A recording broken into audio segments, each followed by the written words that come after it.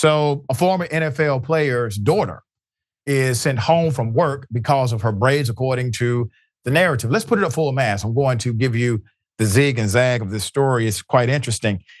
In Connecticut, Andrew Pinnock, former NFL player, is calling out the treatment that his daughter endured. So Dior's employer, after she was sent home due to her hair, according to the report, this was because she has braids. Okay.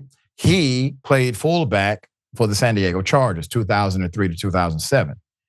He's demanding an apology and also considering legal action. He was teary-eyed. The former NFL player was teary-eyed while standing next to members of the NAACP who spoke out against how his 18-year-old daughter, Dior, was treated at her first job at ShopRite. This was her first time at professional employment. She worked for the supermarket for about 2 months, taking care of online orders, and was never confronted about her hair. So in a Facebook post on Wednesday, the former NFL player said his daughter was told by human resources at the Enfield ShopRite that she cannot come back to work until she takes the red out of her hair. So the former NFL star wrote that his daughter was emotionally confused. Tuesday, when he picked her up from work at the Brookside Plaza store, the former NFL player, said he spoke with the human resources manager, who he said told him his daughter could return to work if she wore a do-rag and covered her whole head. In 2021, Connecticut lawmakers passed the Crown Act, which aims to protect people with cultural hairstyles from racial discrimination. Congress passed a federal version of the law in the following year. While the laws specifically protect natural hair and specific styles, neither law directly addresses hair color. It's ambiguous at best. State Rep. Robin Porter, Democrat out of New Haven, one of the architects of Connecticut's Crown Act, is now calling for a statewide boycott of ShopRite stores. And let me explain why that part is important.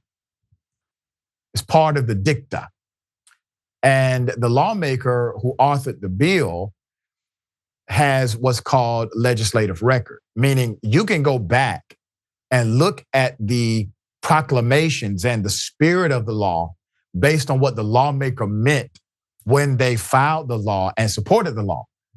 Courts look at this routinely when statutes are passed in a state and there's some level of ambiguity. Obviously, if the proponent of the law is saying they violated the law, that means that the spirit of the law in which it was submitted has been violated as well.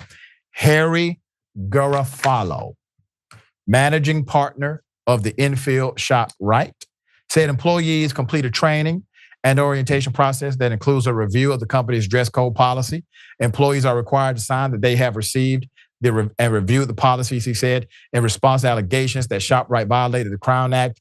He said, quote, "We continue to believe that our policy, which the associate violated, addresses hair color and does not violate the Connecticut law." But can I ask a question, sir? Does that apply for those who are not natural blondes? Put them up full mass. The mayor, Ken Nelson, said ShopRite's policy regarding dyeing hair is similar to a business not wanting employees to have face piercings. What? And he said that the young lady, Dior, agreed to those terms when she was hired. It's no different than the police department not allowing tattoos.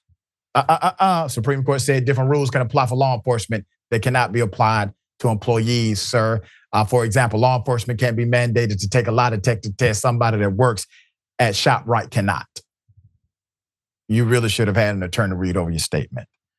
Where does this stop? They're a private business and they followed the law, end quote.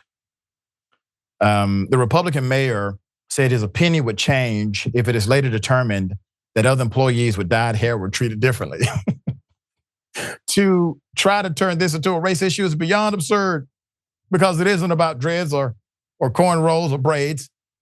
It's about hair color. Actually, he said it's about color, and they had to add the hair in there because he had a Freudian slip. He said it's about color. I mean, hair color.